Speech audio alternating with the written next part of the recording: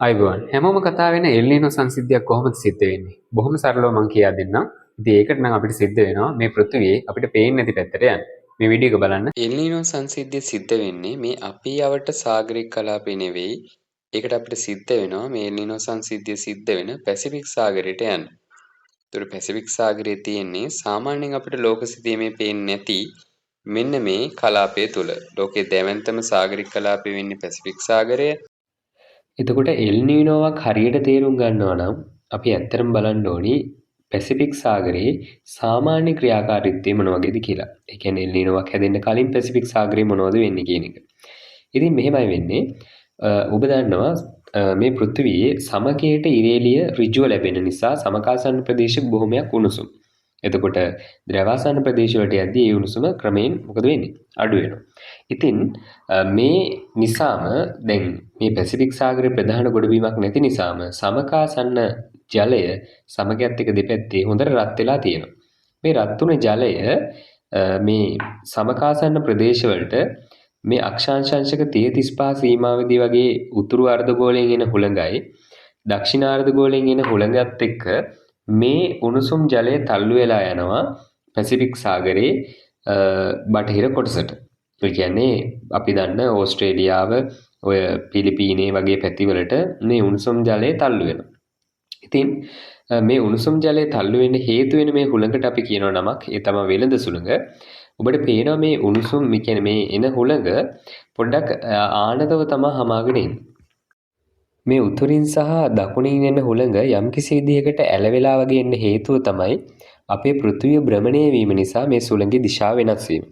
ඉතින් මේ දෙන්නාම එක දිශාවකට යොමු කරන හින්දා මේ ජලය තල්ලු වෙලා යනවා පැසිෆික් සාගරයේ බටහිර කොටසට.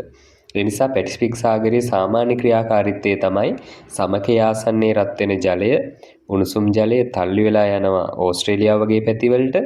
ඒ උණුසුම් ජලය තල්ලු වෙලා යද්දී ඒ අඩුව පුරවන්න මේ දකුණු ඇමරිකාව වගේ ප්‍රදේශවල ඔය චිලි ආසන්නයෙන් සාගරයේ ගැඹුරින් සීත ජලය උඩට මතුවෙනවා. දැන් ඕන පැසිෆික් සාගරයේ සාමාන්‍ය ක්‍රියාකාරීත්වයටදී ඕස්ට්‍රේලියාව පිලිපීන පැත්තේ තියෙන උණුසුම් ජලය ඊට පස්සේ දකුණු ඇමරිකාව වගේ පැත්තක තියෙන ශීත ජලය. ඉතින් මේ උණුසුම් සාගර ජලයේ තියෙනකොට ඒ සාගර ජලයට ඉහළින් තියෙන වාතයේ ජල වාෂ්ප ගොඩාක් තියෙනවා. ඒ වගේම තමයි කිසියම් ප්‍රදේශයක සීත සාගර ජලය තිබුණොත් ඒ ප්‍රදේශයේ තියෙන්නේ ජල වාෂ්ප ඉතාම අඩුයි. ඒ හින්දා මේ පැසිෆික් සාගරයේ සාමාන්‍ය ක්‍රියාකාරීත්වය යටතේදී ඕස්ට්‍රේලියාව වගේ මේ පැසිෆික් සාගරයේ බටහිර කොටසට හොඳට සාමාන්‍ය වර්ෂාපතනයක් ලැබෙනවා හේතුව උණුසුම් සාගර ජලය නිසා. නමුත් දකුණු ඇමරිකාව වගේ ප්‍රදේශවලට වර්ෂාපතනය අඩුයි. ඉතින් මේ එල්නීනෝ වගේද සිද්ධ වෙන්නේ මොකක්ද? ඇත්තටම එල්නීනෝෙදි සිද්ධ වෙන්නේ මේ පැසිෆික් සාගරයේ වෙළඳ සුළඟේ බලපෑම තරමක් දුර්වල වෙනවා. මේක සාමාන්‍යයෙන් අවුරුදු 3ත් එහෙම නැත්නම් අවුරුදු 2ත් 7ත් අතගේ කාලයකදී ඇති වෙන්න පුළුවන් තත්ත්වයක්. වෙළඳ සුළං දුර්වල වුණ වහාම මේ උණුසුම් සාගර ජලතලය තල්ලු වෙලා යනවා දකුණු ඇමරිකාව කිට්ටුවට. දැන් මොකද වෙන්නේ? අර කලින් හොඳට වැහැ තිබුණු ඕස්ට්‍රේලියාව ඊට පස්සේ මේ අපි යවට සාගර ජලයේ පවා උණුසුම් බවින් අඩු වුණාම ඒකේ තියෙන ජල වාෂ්ප ප්‍රමාණය අඩු වෙලා පැසිෆික් සාගරයේ බටහිර කොටසට වහින්න නැතු වෙනවා. වැස්ස ඊටාම අඩුවෙන් ලැබුණු දකුණු ඇමරිකානු ප්‍රදේශවලට හොඳටම වහින්න ගන්නවා. ඔන්න ඔහමයි එල්නීනෝවේදී දෙපැත්තකට දෙවිදිහකට කාලගුණය බලපාන. ඉතින් මේක ශ්‍රී ලංකාවට බලපානකොට අපි දන්නවා මේ ශ්‍රී ලංකාව මේ අපි යවට සාගර කලාපයේ ජල වාෂ්ප පවා යම්කිසි හිගතාවයක් ඇති වෙන හේතුව උණුසුම් ජලය තරමක් අඩු වෙන නිසා. ඒ නිසා මේ එල්නිනෝයේ බලපෑම අපිට දැනෙන්නේ පැසිෆික් සාගරයේ බටහිර කොටස්වල තියෙන රටවල් විදිහට ගත්තොත් අපිට ඇත්තටම වර්ෂා රහිත කාලගුණයක් තමයි ඇත්තෙන්න පුළුවන්. මේ නිසා ජලය හිගතාවයක් ඇති වෙන්න පුළුවන්. අපේක්ෂා කරන වර්ෂාපතනය නොලැබෙන්න පුළුවන්. නියඟ තත්ත්වයක් වුණත් ඇති වෙන්න පුළුවන්. නමුත් අපි දූපත් රාජ්‍යයක් නැත්නම් දූපත් රටක් නිසා මම හිතන්නේ අපිට ප්‍රබලව ඒකේ බලපෑමක් ඇති වෙයි කියලා. හේතුව දැනටමත් ගෝලීය උෂ්ණත්වය යම්කිසි විදිහකට වැඩි වෙලා තියෙන නිසා අපි යවට සාගරික කලාපයේ ජලය යම් මට්ටමක උණුසුමක් තියෙනවා.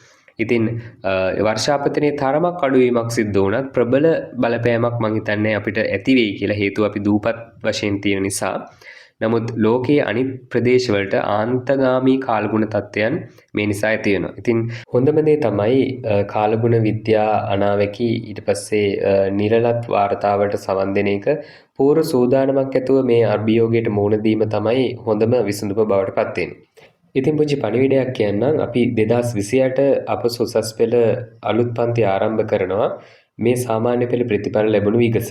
ඉතින් ඔබ උසස් පෙළ හදාරන්න බලාපොරොත්තු වෙන ශිෂ්‍යයෙක් නම් 2028 එහෙම නැත්නම් ඔබ දන්න කවුරු හරි ඉන්නවා නම් දැනුවත් කරන්න ශික්ෂා ආයතනයේ මහියංගනයේ භූගෝල විද්‍යා පන්ති අපි ප්‍රතිඵල ලැබුණු විගස ආරම්භ කරනවා.